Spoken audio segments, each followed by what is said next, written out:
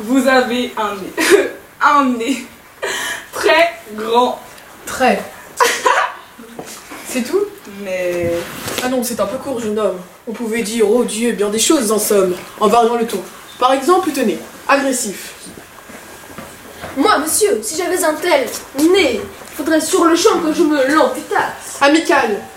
Mais il doit tremper dans votre tasse pour boire et vous fabriquer un nappe. Descriptif. C'est un roc, c'est un pic, c'est un cap. Que dis-je, c'est un cap? C'est une péninsule. Curieux. De quoi c'est là cette longue attache? Écrire, monsieur? Gracieux. Aimez-vous à ce point les oiseaux que paternellement vous vous préoccupâtes de tendre ce perchoir à leurs petites pattes? Truculent. Ça, monsieur, lorsque vous pétunez la vapeur du tabac, vous sortez du nez sans qu'un voisin ne crie au feu de chez nous. Prévenant. Gardez-vous votre tête entraînée par ce poids de tomber en avant sur le sol. Tendre. Faites-lui faire un petit parasol, de peur que sa couleur au soleil ne se fane. Pédant. L'animal seul, monsieur, qu'Aristophane appelle Hippocampe éléphant camélos, dû avoir sous le front tant de chair sur tant d'eau. Cavalier. Quoi, l'ami? Ce creux est à la mode. Pour prendre sur peau, c'est vraiment très commode. Emphatique. Aucun vent ne peut, n'est magistral. T'en remets tout entier excepté le Mistral. Dramatique. C'est la mer rouge quand il saigne. Admiratif. Un parfumeur, quel enseigne. Lyrique. Est-ce une conque? Êtes-vous un triton? Naïf. On dirait que c'est... Respectueux. Souffrez, monsieur Consal. C'est là ce qui s'appelle avoir pignon sur eux. Campagnard. Et RD, c'est un nez, nan, c'est que knack géant, un que melon nain. Militaire. Prenez un coup de cavalerie! Pratique. Voulez-vous le mettre en loterie? Assurément, monsieur, ce sera le gros lot. Enfin, parodiant Pyrrha, mon ensemble. Le voilà donc, ce nez qui des traits de son maître a détruit l'harmonie. Il en rougit, le traître. Voilà ce qu'à peu près, mon cher, vous m'auriez dit, si vous aviez un peu de lettres et d'esprit. Mais d'esprit, oh, le plus lamentable des êtres. Vous n'en eûtes jamais un atome. Et de lettres, vous n'avez que les trois qui forment le mot sot. Eussiez-vous eu d'ailleurs l'invention qu'il faut pour pouvoir là, devant ces nobles galeries, me servir toutes ces folles plaisanteries, que vous n'en eussiez pas articulé le quart de la moitié du commencement d'une.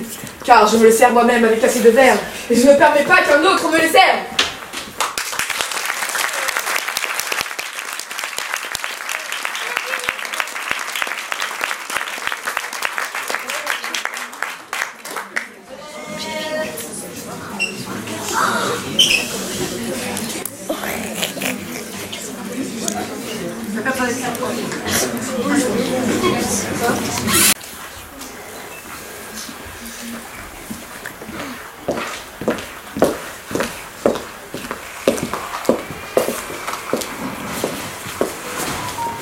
Soit, mais enfin, à moi, le motif de ta haine pour mon fleuri, le vrai, dis-le-moi. Ce silène, si ventreux que son doigt la tape à son nombril. Et pour les femmes encore ce printemps au péril. Et leur fait, cependant qu'en jouant il bredouille, des yeux de carpe avec ses gros yeux de grenouille. Et je le hais, depuis qu'un soir il se permit de poser son regard sur celle. Oh, j'ai cru voir glisser sur une fleur une longue limace. Hein? Comment? Serait-il possible? Que j'aimasse? J'aime. Et peut-on savoir? Tu ne m'as jamais dit. Qui j'aime? Réfléchis, voyons. Il m'interdit le rêve d'être aimé même par une laide. Et ce nez qui d'un quart d'heure en tout lieu me précède. Alors moi j'aime qui? Mais cela va de soi, j'aime mais c'est forcé. La plus belle qui soit. La plus belle? Tout simplement qui soit au monde. La plus brillante, la plus fine, la plus blonde. Eh mon Dieu, quelle est donc cette femme? Un danger mortel sans le vouloir. Exquis sans y songer. Un piège de nature. Une rose muscade dans laquelle l'amour se tient en embuscade. Sapristi, je comprends. C'est clair. C'est Japhane. Magdeleine Robin, ta cousine? Oui, Roxane. Eh bien, mais c'est au mieux, tu l'aimes. Dis-le-lui, tu t'es couvert de gloire à ses yeux aujourd'hui. Regarde-moi, mon cher, et dis quelle espérance pourrait bien me laisser cette protubérance. Oh, je ne me fais pas d'illusions, parbleu. Oui, quelquefois, je m'attendris dans le soir bleu. J'entre en quelque jardin où l'heure se parfume. Avec mon pauvre grand diable de nez, je hume l'avril. Je suis des œufs sous un rayon d'argent au bras d'un cavalier. Quelques femmes en songeant que, pour marcher à petits pas dans de la lune, aussi moi j'aimerais au bras en avoir une. Je m'exalte, j'oublie, et j'aperçois soudain à l'ombre de mon profil sur le mur du jardin. Mon ami, j'ai de mauvaises heures de me sentir si laid parfois tout seul. Tu pleures? Ah non, cela jamais. Non, ce serait trop laid. Si le long de ce nez une larme coulait, je ne laisserai pas tant que j'en serai maître la divine beauté des larmes se commettre avec tant de laideur grossière. Vois-tu bien les larmes, il n'est rien de plus sublime, rien. Et je ne voudrais pas qu'excitant la risée, une seule par mois fût ridiculisée. Va, ne t'attriste pas, l'amour n'est que hasard. Non, j'aime Cléopâtre. Ai-je l'air d'un César? J'adore Bérénice. Ai-je l'aspect d'un Tite? Mais ton courage, ton esprit, cette petite qui te ferait là tantôt son modeste repas. Ses yeux, tu l'as bien vu, ne te détestent pas. C'est vrai. Eh bien, mais c'est au mieux. Roxane est le même. Tout te blême a suivi ton duel. Tu te blêmes? Son esprit et son cœur déjà sont étonnés. Ose lui parler. Afin qu'elle me rie au nez? Non, c'est la seule chose au monde que je craigne.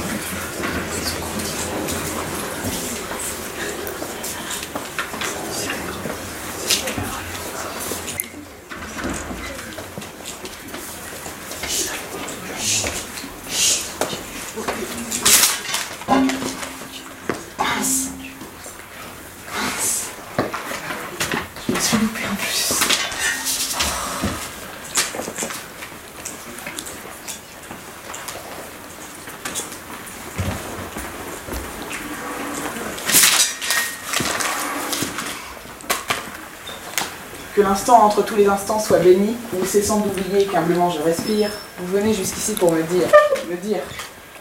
Mais tout d'abord, merci.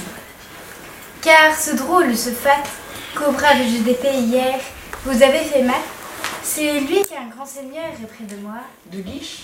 Cherchait à m'imposer comme mari. Postiche, je me suis donc battue, madame, et c'est tant mieux, non pour mon vilain nez, mais bien pour vos beaux yeux.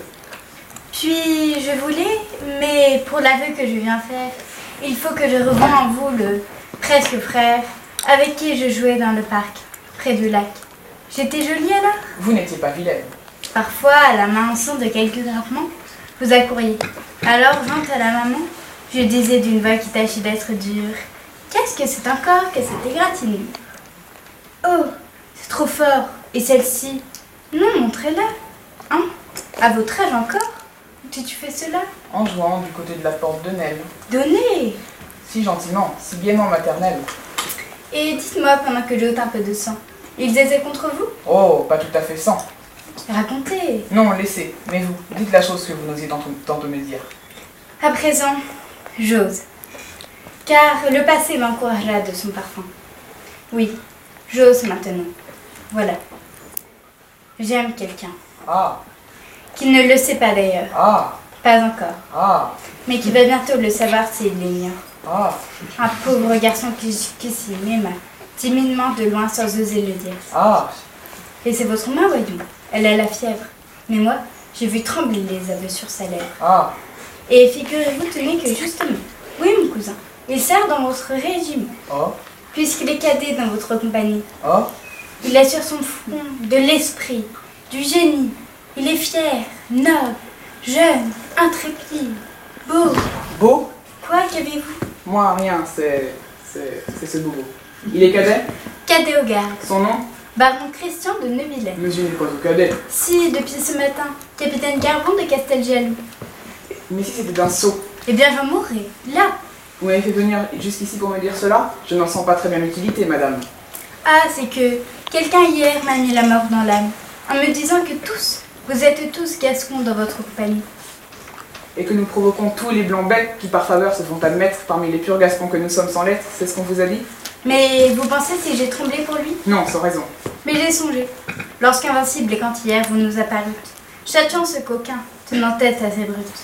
J'ai songé s'il voulait, lui, que tous ils craindront. C'est bien, je défendrai votre petit baron. Oh, n'est-ce pas que vous allez me le défendre? J'ai toujours eu pour vous une amitié si tendre. Oui, oui, Vous serez son ami? je le saurai. Et jamais il n'aura de duel? C'est juré. Ah, je vous aime bien. Il faut que je m'en aille. Mais vous ne m'avez pas raconté la bataille de cette nuit. Vraiment, c'est dû être inouï.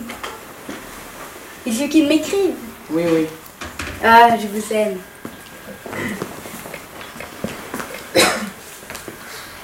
Sans homme contre vous? Allons, adieu. Nous sommes de grands amis. Quel courage.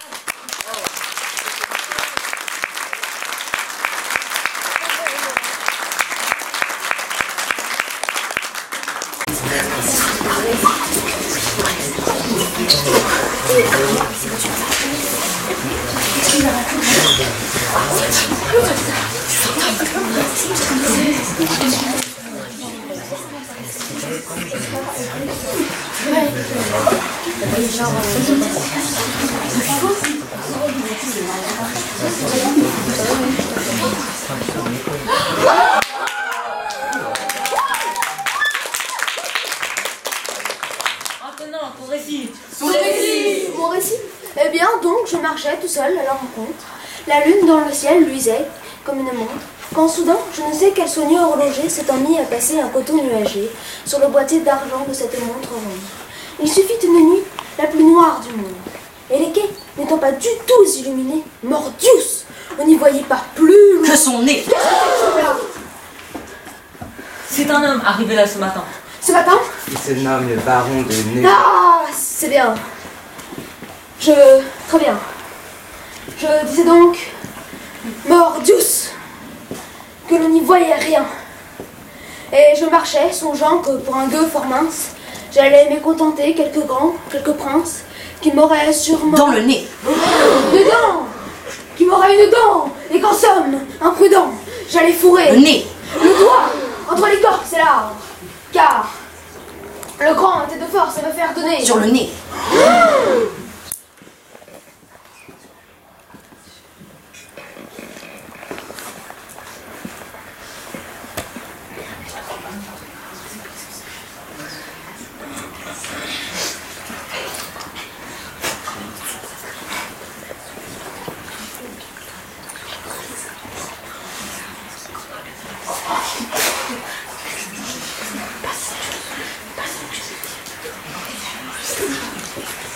Sur les doigts, les j'ajoutais.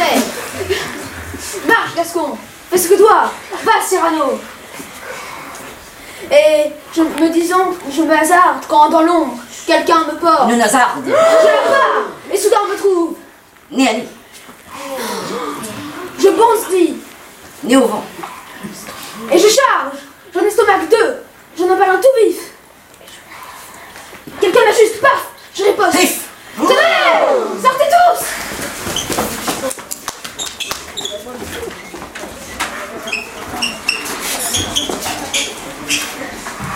Embrasse-moi.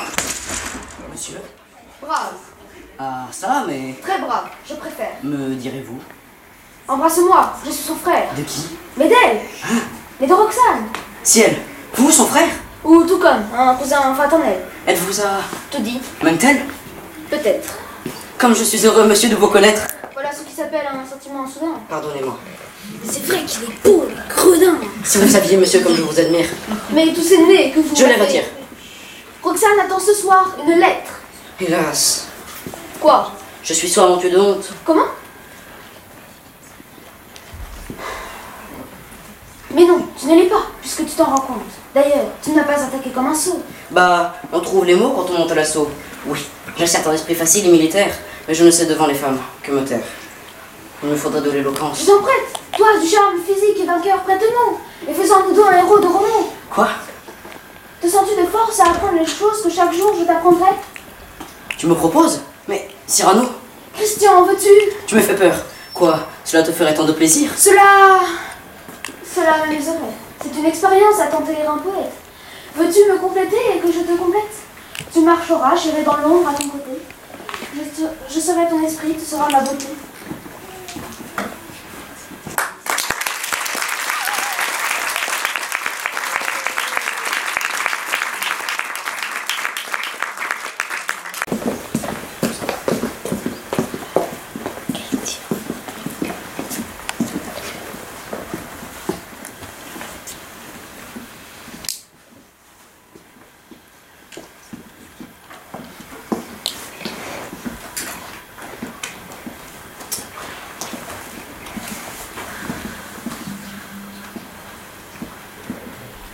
m'appelle? Moi, Qui, moi? Christian, C'est vous? Non, c'est vous. je voudrais vous parler. Non, vous parlez trop mal. Allez-vous-en. De grâce, Non, vous ne m'aimez plus. m'accuser, juste Dieu, de n'aimer plus quand j'aime plus. Tiens, mais c'est mieux. Mais pourquoi parlez-vous de façon peu hâtive? Voyez-vous donc la goutte à l'imaginative? Cela devient trop difficile. Aujourd'hui, vos mots sont hésitants. Pourquoi? C'est qu'il fait nuit. À tâtons dans cette ombre, il cherche votre oreille. Les miens n'éprouvent pas de difficultés pareilles. Je le trouve tout de suite. Oh, cela va de soi, puisque c'est dans mon cœur, eux, que je les reçois. Or moi, j'ai le cœur grand, vous, l'oreille petite. D'ailleurs, vos mots à vous descendre, ils vont vite. Les miens montent, madame. Il leur faut plus de temps. Mais ils montent bien mieux depuis quelques instants. Ils ont, de cette gymnastique, ils ont pris l'habitude. Je vous parle en effet d'une vraie altitude. Certes, et vous me tueriez si de cette hauteur vous me laissiez tomber un mot dur sur le cœur. C'est vrai que vous avez une toute autre voix. Oui, tout autre, car dans la nuit qui me protège, j'ose enfin être moi-même. Et j'ose... Comment en étais-je? Je ne sais, tout ceci, pardonnez-moi, c'est si délicieux, c'est si nouveau pour moi. C'est nouveau? Si nouveau, mais oui, d'être sincère. La peur d'être rayée, toujours au cœur me serre. Rayé de quoi? Mais d'un élan. Eh bien, mais si le moment est venu pour nous deux, quel mot me diriez-vous? Tous ceux qui me viendront, je vais vous les jeter en tout, sans les mettre en bouquet. Je vous aime, j'ai tout, je t'aime, je suis fou. Je n'en peux plus, c'est trop. Ton nom est dans mon cœur comme dans un grelot. Et comme tout le temps, Roxane, je frissonne. Tout le temps, le grelot s'agite et le nom sonne. Oui, c'est bien de l'amour. Commences-tu à comprendre à présent? Voyons, te rends-tu compte? Sens-tu mon âme un peu dans cette ombre qui monte? Oh, mais vraiment, ce soir, c'est trop beau, c'est trop doux. Je vous dis cela, vous m'écoutez? Moi? Vous? C'est trop. Dans mon espoir, même le moins modeste, je n'ai jamais espéré tant. Oui, je tremble, je pleure et je t'aime et suis tienne et tu m'as enivrée. Alors que la mort vienne, cette ivresse, c'est moi qui l'ai su causer. Je ne demande plus qu'une chose. Un baiser. Hein? Oui, tu vas trop vite. Je t'ai laissé tomber, il faut que j'en profite. Oui, j'ai demandé, c'est vrai. Mais je comprends que je suis bien trop audacieux. Vous n'insistez pas plus que cela? Si, j'insiste, sans insister. Oui, votre pudeur s'attriste. Eh bien, mais ce baiser, ne me l'accordez pas. Pourquoi? Tais-toi, Christian! Que dites-vous tout bas? Mais d'être allé trop loin, moi-même je me gronde. Je me disais, tais-toi, Christian! Non! Tôt ou tard, C'est vrai, il viendra ce moment de vertige enivré où vos bouches iront l'une vers l'autre à cause de ta moustache blonde et de sa lèvre rose. C'est vous? Nous parlions d'un... Baiser, le mot est doux. Je ne vois pas pourquoi votre lèvre ne l'ose. S'il la brûle déjà, que sera-ce la chose? Taisez-vous! Un baiser? Mais à tout prendre, qu'est-ce? Un serment fait d'un peu plus près? Une promesse plus précise? Un aveu qui veut se confirmer? Un point rose que l'on met sur lit du verre berry? Un secret qui prend la bouche pour oreille? Un instant d'infini qui fait un bruit d'abeille? Une communion ayant un goût de fleur? Une façon d'un peu se respirer le cœur? Et de bord des lèvres se goûter l'âme? Eh bien, montez cueillir cette fleur sans pareil. mais à présent, il me semble que c'est mal. Cet instant Donc animal!